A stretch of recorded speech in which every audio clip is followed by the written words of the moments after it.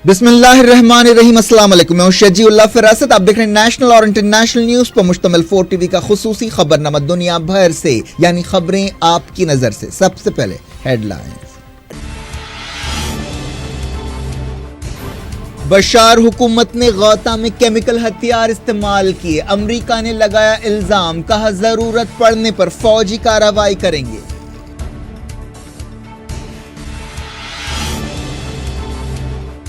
हादी हुकूमत और अलहदगी पसंदों के दरमियान सुलह की कोशिशें। सऊदी अरब और यूएई के नुमाइंदे अदन पहुंच गए। कहा अलहूसियों से लड़ाई मकसद होना चाहिए।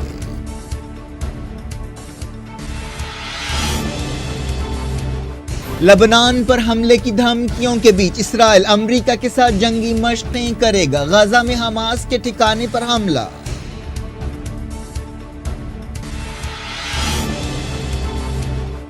काहिरा में अरब वजीरों की मीटिंग। कहा अमन का अमल किसी एक के हाथ में नहीं होना चाहिए। इसराइल फलस्तीन मसले पर आलमी मैकेनिज्म बनाया जाए।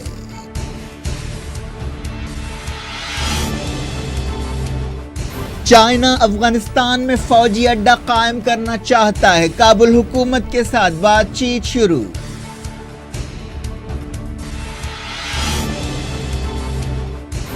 रशिया के शहरी बैरूनी मुल्कों में एहतियात से रहें। मॉस्को ने किया खबरदार। कहा अमेरिका दुनिया भर में रशियंस का पीछा कर रहा है।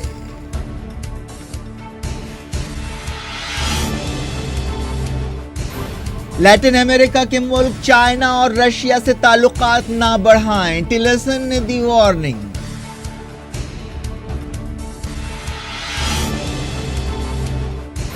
मालदीव की सुप्रीम कोर्ट ने मोहम्मद नशीद को बरी कर दिया। साबिक सदर दोबारा इलेक्शन लड़ सकते हैं। सड़कों पर तनाव, एहतजाजियों और पुलिस की झड़पें।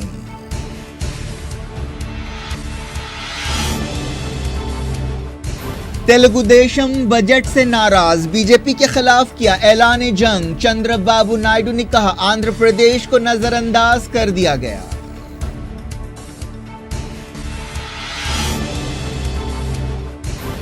बजट के दूसरे दिन सेंसेक्स और निफ्टी में भारी गिरावट। शेयर्स की खरीद फरोख्त पर नए टैक्स का असर।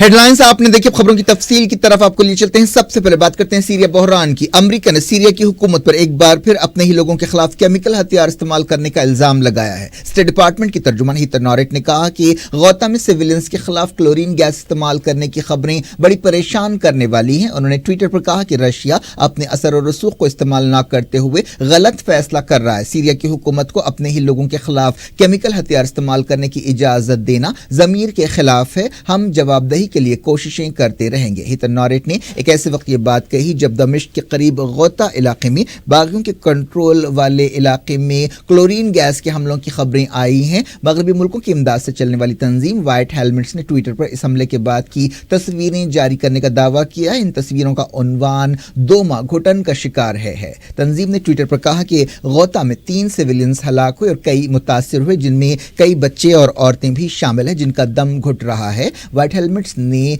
28 हवाई हमले, 70 सरफेस टू सरफेस मिसाइल हमले और 200 आर्टिलरी शेल्स का भी जिक्र किया। ये बात साफ नहीं है कि क्या व्हाइट हेलमेट्स का मतलब ये है कि दम घुटने की वजह से या केमिकल हमले की वजह से 3 लोगों की मौत हुई है।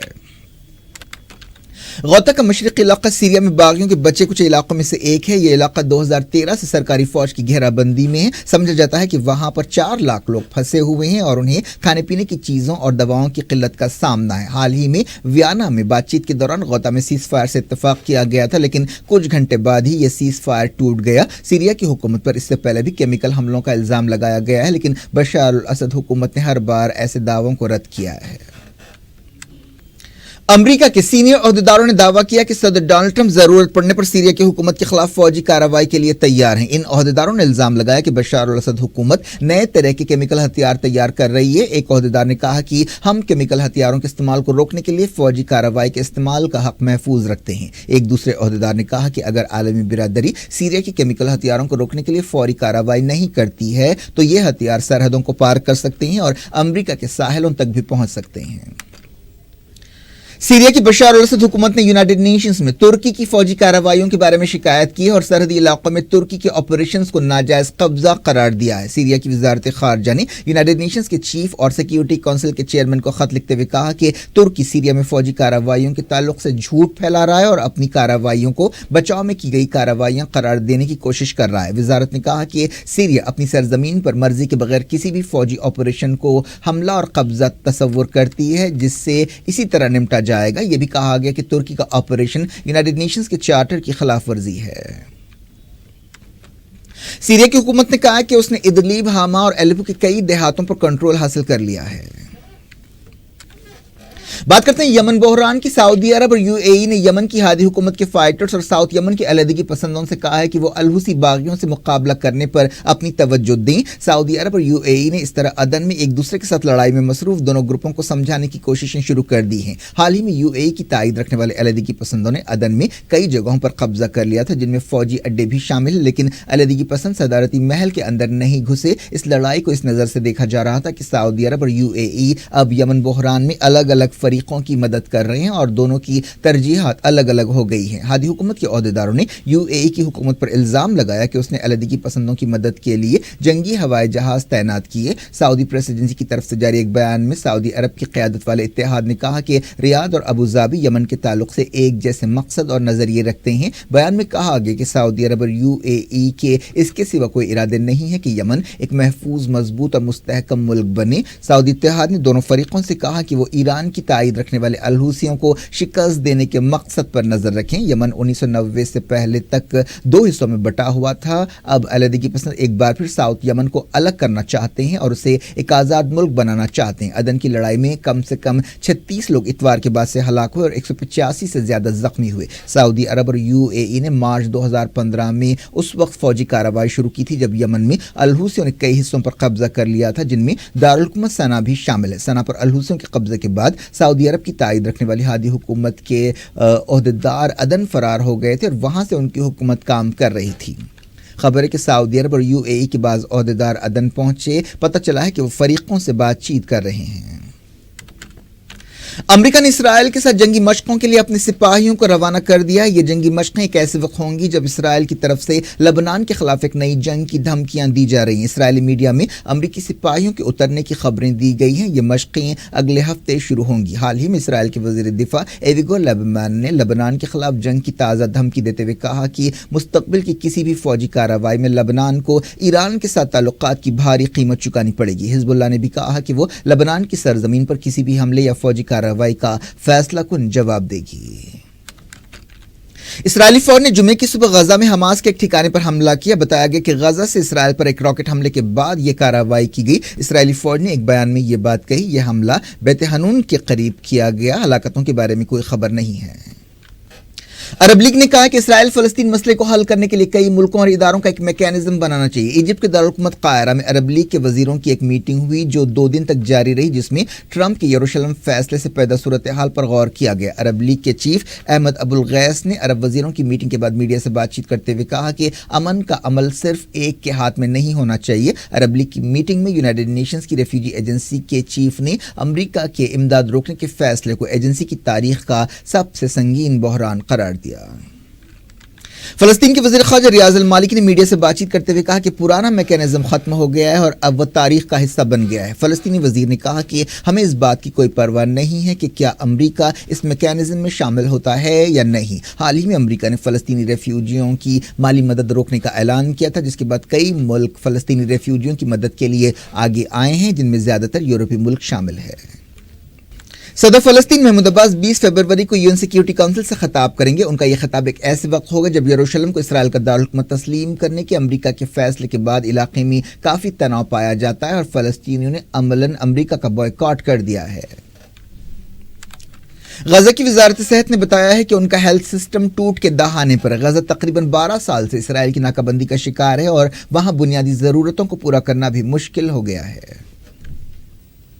ایران کے دارالحکومت تہران میں پولیس نے سکارف کے بغیر گھومنے اور احتجاج کرنے پر 29 عورتوں کو گرفتار کر لیا ہے۔ ایران میں اسلامی انقلاب کے بعد سے ہی ڈریس کوڈ پر سختی سے عمل ہوتا ہے۔ جن عورتوں کو گرفتار کیا گیا ان پر عوامی نظم متاثر کرنے کی کوشش کا الزام لگایا گیا ہے۔ ایرانی عہدیداروں نے بتایا کہ یہ بچکانی حرکتیں ہیں جو غیر ملکیوں کے اشاروں پر کی جا رہی ہیں۔ قطر کے وزیر خارجہ نے کہا ہے کہ ان کا ملک اگلے موسم بہار میں امریکہ GCC سمٹ میں حصہ لینے کے لیے تیار ہے، لیکن اس کے لیے ناکہ بندی کرنے والے ملکوں کو دباؤ کا راستہ چھوڑ دینا چاہیے۔ قطر کے وزیر خارجہ شیخ محمد بن عبد الرحمن الثانی نے واشنگٹن میں خطاب کرتے ہوئے یہ بات کہی۔ آخری مرتبہ امریکہ GCC سمٹ میں 2017 میں ہوا تھا اور اس کے بعد ہی قطر بحران شروع ہوا تھا۔ لیبیا کے ساحل کے قریب ریفیوجیوں کی کشتی ڈوب گئی جس سے 90 لوگوں کے ہلاک ہونے کا اندیشہ ہے۔ پتہ چلا ہے کہ اسمگلرز اس کشتی میں ان لوگوں کو لے کر جا رہے تھے جن میں زیادہ تر پاکستانی تھے۔ کئی لاشیں بہہ کر ساحل پر آ گئیں۔ امدادی ایجنسیوں نے یہ بات بتائی۔ ہیڈ لائنز ریکیپ آپ نے دیکھا۔ جاری رہتے انٹرنیشنل نیوز کے سلسلے کو۔ انصاف کی عالمی عدالت افغانستان میں جنگی جرائم کی تحقیقات پر غور کر رہی ہے۔ BBC نے اپنی ایک رپورٹ میں یہ بات بتائی۔ پتہ چلا ہے کہ عالمی عدالت میں اس سلسلے میں درخواستیں داخل کی گئی ہیں۔ ان میں سے ایک درخواست سابق جنگجو عبدالرشید دوستم کی بھی ہے۔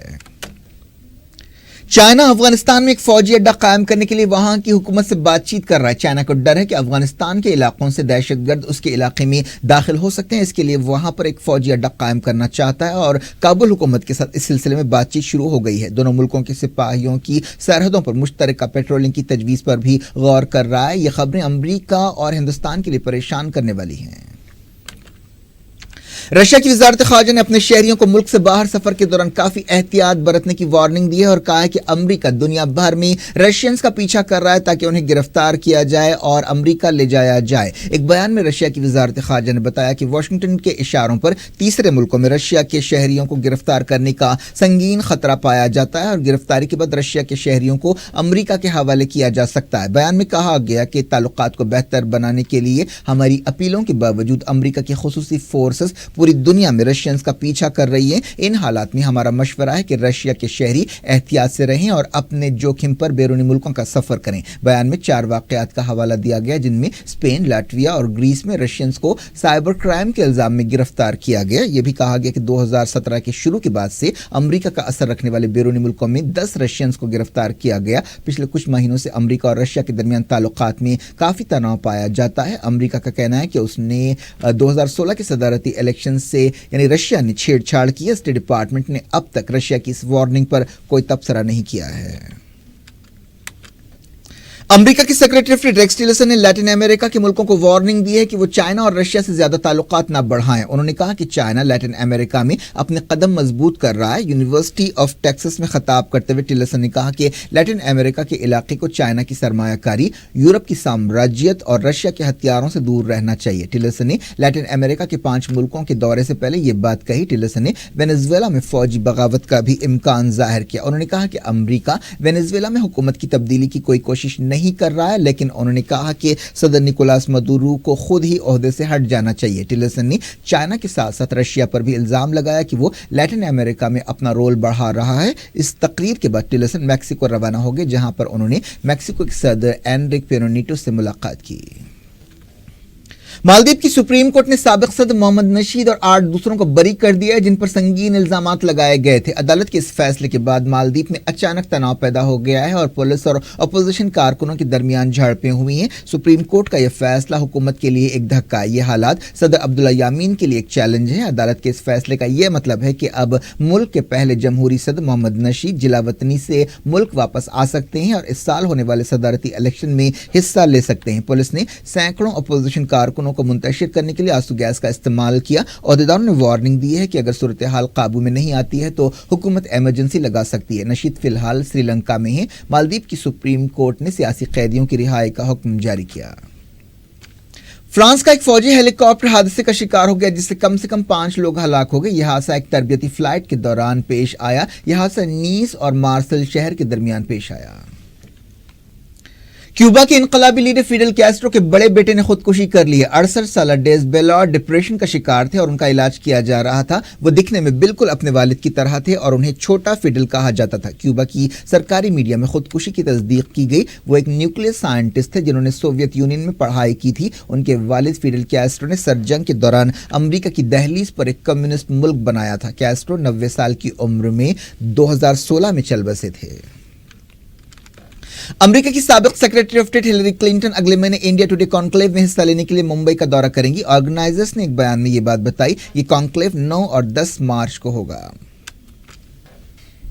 बीजेपी की इत्तेहादी पार्टी तेलुगु देशम बजट से काफी नाराज है। पता चला कि आंध्र प्रदेश के चीफ मिनिस्टर चंद्रबाबू नायडू काफी कोशिशों के बावजूद रियासत को खुसूसी दर्जा ना दिए जाने से गुस्से में है। हालांकि उन्होंने इस मकसद से दिल्ली के कई चक्कर काटे। टीडीपी बजट से इस कदर नाराज है कि उसने अपनी इत्तेहादी पार्टी के साथ जंग का ऐलान कर दिया है। तेलुगु देशम के रुकने पार्लियामेंट टीजी वेंकटेश ने पार्लियामेंट के बाहर मीडिया से बातचीत करते हुए कहा कि हमारे पास 3 रास्ते हैं। एक तो इस इत्तेहाद में बरकरार रहा जाए, दूसरा हमारे अरकान पार्लियामेंट इस्तीफा दे दें और तीसरा इत्तेहाद तोड़ दें। हम इतवार को चीफ मिनिस्टर चंद्रबाबू नायडू के साथ एक हंगामी मीटिंग में फैसला करेंगे। कुछ दिन पहले से ही तेलुगु देशम और बीजेपी के दरमियान ताल्लुकात में बेचैनी देखी जा रही थी और अब ये इख्तिलाफात अरुण जेटली की तरफ से पेश किए गए बजट के बाद खुलकर सामने आ गए हैं। हाल ही में वर्ल्ड इकोनॉमिक फोरम में हिस्सा लेने के बाद डावोस से वापसी पर चंद्रबाबू नायडू ने बीजेपी पर गुस्से का इजहार किया था और कहा था कि वो पार्टी के बाज़ मकामी लीडर्स के रवैये से काफी नाराज हैं। चंद्रबाबू नायडू ने कहा था कि मैंने मेरी पार्टी के लोगों को काबू में रखा है। मैं उनसे कहना चाहता हूं कि वो बीजेपी के खिलाफ कुछ न बोलें, लेकिन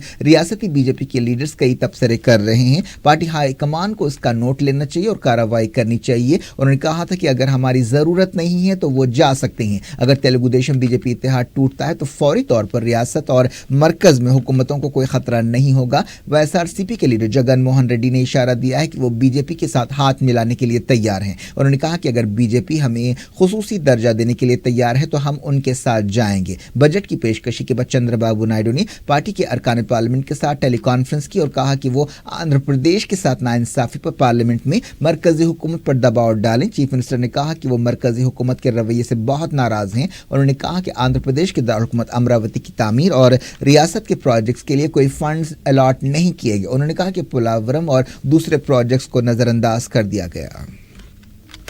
इस दौरान आंध्र प्रदेश के अपोजिशन लीडर्स तेलुगु देशम से सवाल कर रहे हैं कि कैसे तकरीबन 4 साल बाद उसकी आंख खुली।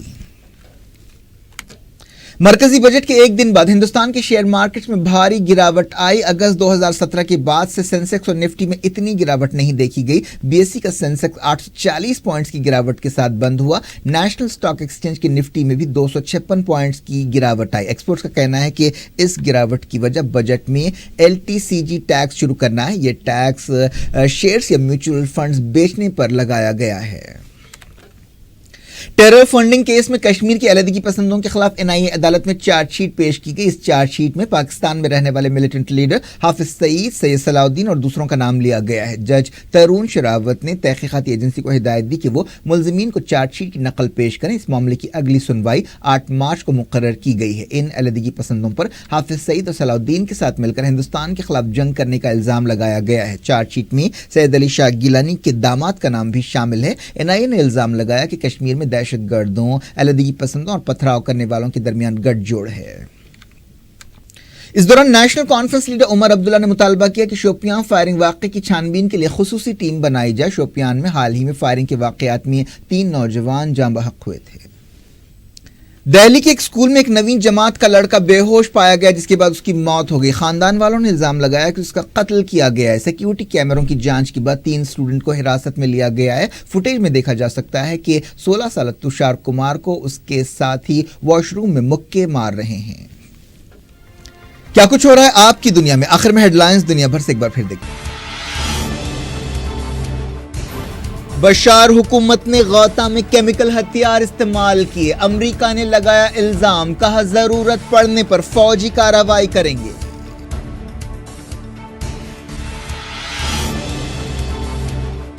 हादी हुकूमत और अलहदगी पसंदों के दरमियान सुलह की कोशिशें। सऊदी अरब और यूएई के नुमाइंदे अदन पहुंच गए। कहा अलहूसियों से लड़ाई मकसद होना चाहिए।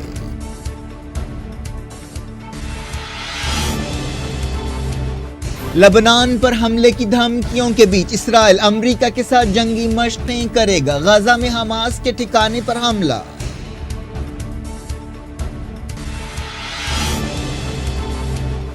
قاہرہ میں عرب وزیروں کی میٹنگ، کہا امن کا عمل کسی ایک کے ہاتھ میں نہیں ہونا چاہیے، اسرائیل فلسطین مسئلے پر عالمی میکانزم بنایا جائے۔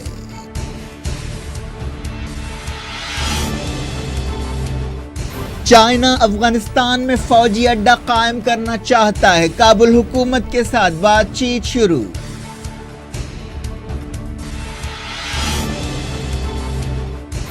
رشیا کے شہری بیرونی ملکوں میں احتیاط سے رہیں، ماسکو نے کیا خبردار، کہا امریکہ دنیا بھر میں رشینز کا پیچھا کر رہا ہے۔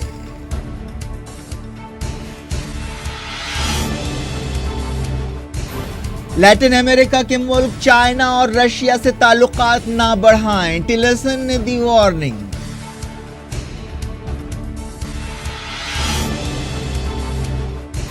مالدیپ کی سپریم کورٹ نے محمد نشید کو بری کر دیا، سابق صدر دوبارہ الیکشن لڑ سکتے ہیں، سڑکوں پر تناؤ، احتجاجیوں اور پولیس کی جھڑپیں۔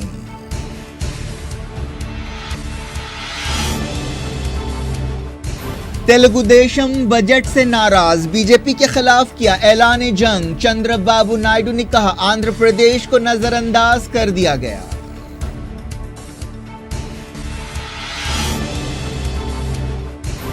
بجٹ کے دوسرے دن سینسیکس اور نفٹی میں بھاری گراوٹ، شیئرز کی خرید فروخت پر نئے ٹیکس کا اثر۔